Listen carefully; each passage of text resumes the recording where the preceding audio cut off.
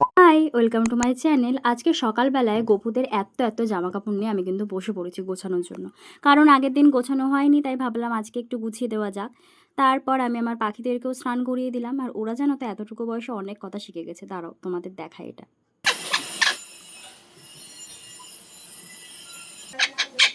তারপর দুপুরবেলায় বাবাই খাজাটা আনে। আর আজকে প্রথমবার আমি ইলিশ মাছ রান্না করছিলাম, যার কারণে একটু ভয় কাজও করছিল।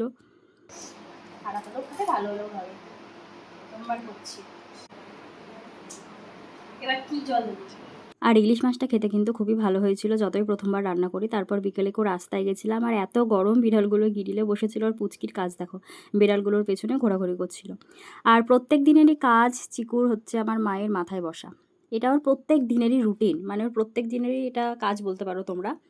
আমাদের কাছে আসে না, মায়ের কাছেই যাই বেশি টিভি দেখতে। ও গাড়ারে লাগছে কি। আর ডিনারটা আমি করে নিলাম। তো আজকের মতো এটুকুই, বাই।